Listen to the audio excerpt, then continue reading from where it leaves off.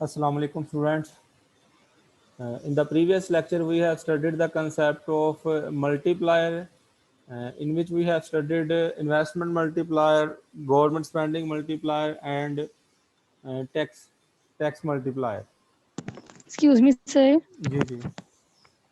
Sir आपकी आवाज crash होके आ रही है। ऑल राइट, अब बताइएगा। Today we are going to start the very next topic, that is aggregate demand and why aggregate demand curve is negatively sloped. जी आवाज़ आ रही है मेरी? यस सर, आ रही है आपकी सही। All right. अगर हम इंडिविजुअल डिमांड की बात करते हैं या मार्केट डिमांड की बात करते हैं तो वो कंसेप्ट जो है वो माइक्रो इकोनॉमिक्स का कंसेप्ट है, क्योंकि उसमें हम किसी इंडिविजुअल मार्केट को या किसी इंडिविजुअल कमोडिटी की डिमांड को डिस्कस कर रहे होते हैं। जो कंसेप्ट है एग्रीगेट डिमांड, ये पूरे कंट्री की ओवरऑल डिमांड है। It will be consider to study in macroeconomics. So aggregate demand is a schedule or curve that shows the amount of real output or real GDP that buyers collectively desire to purchase at each possible price. Basically aggregate demand curve जो है वो दो variables के दरमियान relationship को show करता है। एक है प्राइस लेवल और दूसरा है रियल जीडीपी डिमांडेड। अब देखें, अगर आप simple demand curve, individual demand curve की बात करें तो उसमें भी दो वेरिएबल्स थे, प्राइस लेवल एंड आउटपुट और क्वांटिटी। अब उसमें वो जो प्राइस था वो किसी एक कमोडिटी की प्राइस थी और जो उसमें आउटपुट या क्वांटिटी थी वो किसी एक कमोडिटी की क्वांटिटी थी। On the other hand aggregate demand के कंसेप्ट में जो प्राइस लेवल है ये overall price level of the economy है। ये कंट्री का ओवरऑल प्राइस लेवल है जिसे हम कंज्यूमर प्राइस इंडेक्स के जरिए या इन्फ्लेशन के जरिए मेजर करते हैं। तो ये प्राइस लेवल किसी एक कमोडिटी का प्राइस लेवल नहीं है, ये overall price level of the economy है। जबकि दूसरा वेरिएबल है रियल जीडीपी डिमांडेड, मतलब जो आउटपुट है वो किसी एक कमोडिटी की आउटपुट नहीं है, ये overall demand by the economy है। और ऑब्वियसली ओवरऑल डिमांड जो है, overall demand by the economy, हमने देखा है कि ओवरऑल डिमांड कैसे डिटरमिन होती है। वो होती है स्पेंडिंग मेथड से, consumption, investment, government spending, net export, और इनको मिला के बन जाता है जीडीपी। तो जीडीपी जो है वो overall demand by the economy है। So aggregate demand curve shows the relationship between the price level, और ये प्राइस लेवल कौन सा है? ओवरऑल प्राइस लेवल है कंट्री का, किसी एक कमोडिटी का प्राइस लेवल नहीं है। And the amount of real GDP demanded, ठीक है। अब रियल जीडीपी ऑब्वियसली पूरे कंट्री की है। एक्सक्यूज मी सर, आपकी आवाज नहीं सही आ रही। बेटे आपको नहीं आ रही, बाकी सारी क्लास को आ रही है। इसमें आपके एंड पे है कोई मसला? किसी और स्टूडेंट को है कंफ्यूजन इस आवाज के नो मतलब? सर, आपकी सही आवाज आ रही है सर। सर बिल्कुल सही आवाज आ रही जी है। यस सर, क्रश हो रही है आपकी आवाज। कुछ बच्चों को हो रही है तो वो प्लीज़ अपना नेट इंटरनेट कनेक्शन चेक करें। मेरी तरफ से बिल्कुल सही है, सिग्नल भी पूरे हैं और आवाज़ मोस्टली स्टूडेंट्स को सही जा रही है। So the relationship between the price level and the amount of real GDP demanded by the economy, and according to aggregate demand curve, there is an inverse relationship between the price level and output demanded by the economy. It means when the price level rises, the quantity of real GDP demanded decreases, and when the price level falls, the quantity of real GDP demanded increases. So there is an inverse relationship between the price level and real GDP demanded by the economy. The inverse relationship between the price level and real GDP is shown in the following figure, where the aggregate demand curve slopes downward, as does the demand curve for an individual product. जैसे किसी एक individual commodity का demand curve होता है, उसी तरह aggregate demand curve जो है वो भी नेगेटिवली स्लोप्ड है। Simply, aggregate demand curve shows the relationship between the price level and output demanded by the economy. Or you can say that ये very first पे जो definition थी, it is the best definition. Aggregate demand is a curve that shows the amount of real output or real GDP that buyers collectively desire to purchase at each possible price. So this is the aggregate demand curve. आप देख सकते हैं y axis पे price level है, ये overall price level है country का, और x एक्सिस पे आप देख सकते हैं real domestic output means GDP है। And aggregate demand curve is negatively sloped means अगर प्राइस लेवल ज्यादा है तो रियल जीडीपी जो है वो कम होगी, प्राइस लेवल कम है तो रियल जीडीपी जो है वो ज्यादा होगी demanded by the economy. Now question arises here is that why aggregate demand curve is negatively sloped?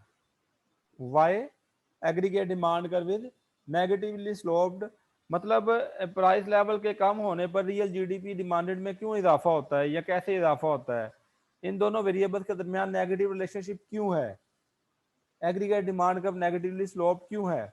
अगर आप इंडिविजुअल डिमांड कर्व की बात करें तो उसका जो आंसर था वो था income effect and substitution effect, लेकिन यहाँ हम बात कर रहे हैं एग्रीगेट डिमांड की।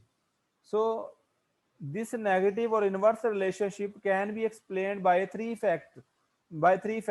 First one is real balance effect, second one is interest rate effect, and third one is foreign purchase effect. ये तीन इफेक्ट एक्सप्लेन करेंगे कि एग्रीगेट डिमांड कर्व जो है वो नेगेटिवली स्लोप्ड क्यों है। ये तीनों इफेक्ट एक्सप्लेन करेंगे कि एग्रीगेट डिमांड कर्व जो है वो नेगेटिवली स्लोप्ड क्यों है, या प्राइस लेवल में और real GDP demanded by the economy in दोनों में नेगेटिव रिलेशनशिप क्यों है।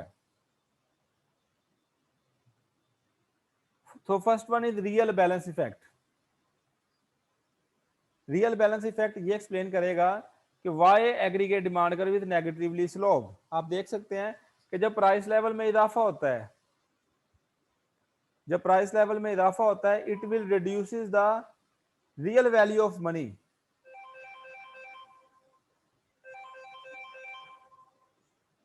जब प्राइस लेवल में इजाफा होता है तो it will reduces the real value of money.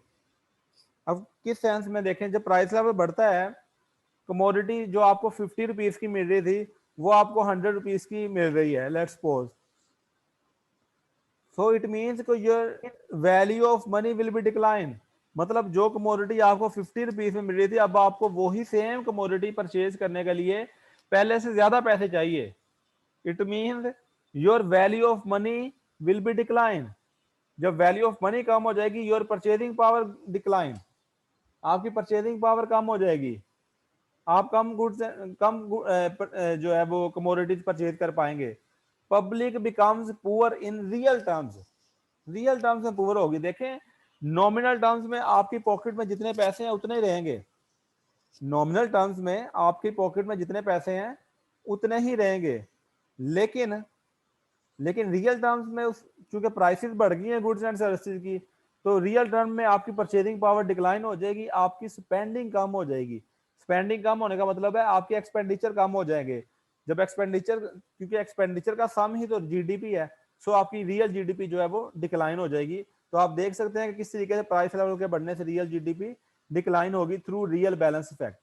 So this real balance effect explain why aggregate demand curve is negatively sloped or explains the negative relationship between the price level and real GDP demanded by the economy। किसी को confusion है इसमें तो दोबारा पूछ सकता है। मैंने ये एरो के जरिए आपको अच्छे तरीके से समझाने की कोशिश की है, होपफुली आप अंडरस्टैंड कर लेंगे। Another reason, second reason that explain why aggregate demand curve is negatively sloped is interest rate effect. The aggregate demand curve also slopes downward because of the interest rate effect. We draw an aggregate demand curve. We assume that supply of money in the economy is fixed. Here is how it works. देखें जब price level में इजाफा होता है so consumer and business needs more money to purchase goods and services।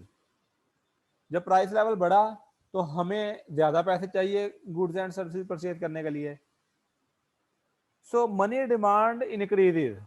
जब price level बढ़ता है तो डिमांड फॉर मनी बढ़ जाती है, क्योंकि हमें यहाँ देखें ना, या तो हम कम गुड्स एंड, अगर हमारे पास बैंक में पैसे नहीं पड़े, प्राइस लेवल बढ़ा है तो हम कम गुड्स एंड सर्विसेज परचेज कर लेंगे।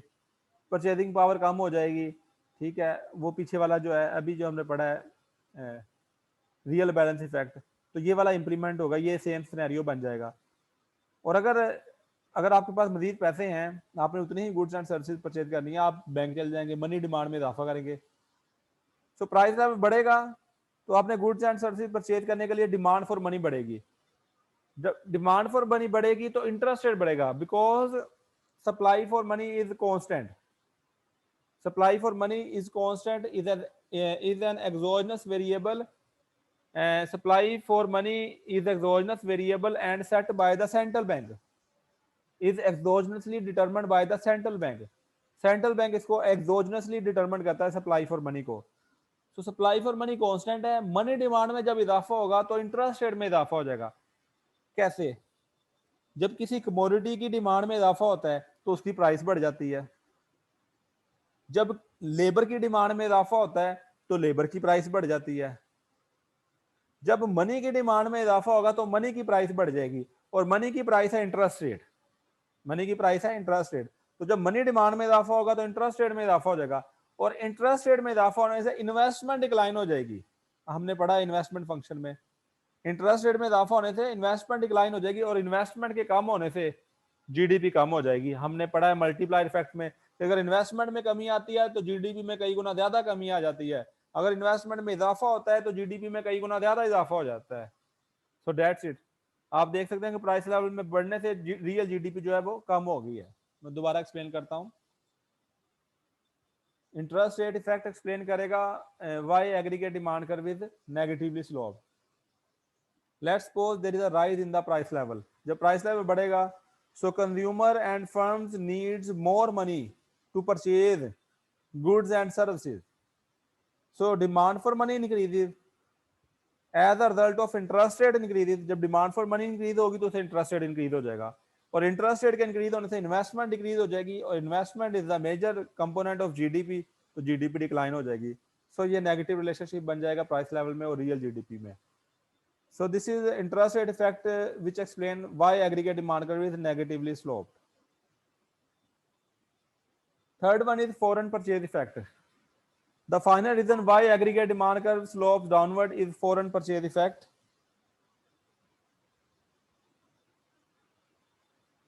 देखें जब प्राइस लेवल बढ़ता है, प्राइस लेवल बढ़ेगा, प्राइस लेवल ये ओवरऑल कंट्री का प्राइस लेवल है, तो ऑब्वियसली जो चीजें हम बाहर के कंट्री में बेच रहे हैं, हमारी एक्सपोर्ट्स, वो भी महंगी हो जाएंगी,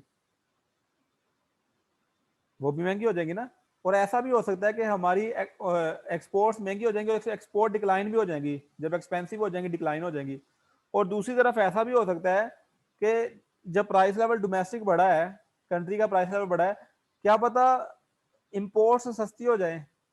इंपोर्ट सस्ती मतलब इस सेंस में हो जाए कि जब डोमेस्टिक चीजें महंगी हो गई हैं तो क्या पता जो बाहर से चीजें आ रही हैं वो उनसे उनका रेट बढ़ जाए, और आप इंपोर्टेड कमोडिटी को ज्यादा प्रेफर करें, वो सस्ती मिले। जैसे जैसे आप, मैं एग्जांपल देता हूँ आपको, बहुत सारे ये टिश्यू पेपर्स हैं जो मेड इन पाकिस्तान है वो एक्सपेंसिव है, ठीक है। अब जो आ रहे हैं मलेशिया से, मेड इन मलेशिया है, वो तो बहुत चीपर है, मतलब 150 का एक 150 रुपीज के 500 टिश्यूज मिलते हैं, और जो पाकिस्तानी या मेड इन पाकिस्तानी वो एक्सपेंसिव है।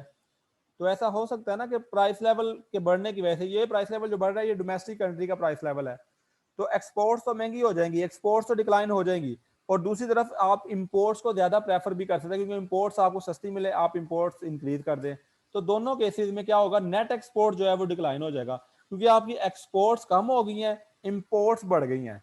तो नेट एक्सपोर्ट बैलेंस होता है export minus import.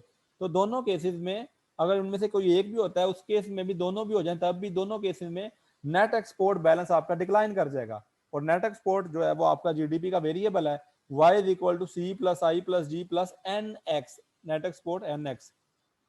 So price level में इजाफा होता है तो उससे हमारी एक्सपोर्ट्स जो है वो एक्सपेंसिव हो जाएंगी, जिससे एक्सपोर्ट्स डिक्लाइन हो जाएगी, and imports become more cheaper and imports will increase. so your net export balance will decline, so your real GDP will also decline। so price level के बढ़ने से रियल जीडीपी डिक्लाइन होगी through foreign purchase effect. So this is how foreign purchase effect explain why aggregate demand curve is negatively sloped. यहाँ तक किसी का कोई question है तो you are free to ask.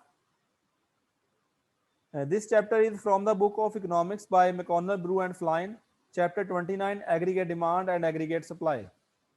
यहाँ तक किसी का क्वेश्चन है तो आप मुझसे पूछ सकते हैं।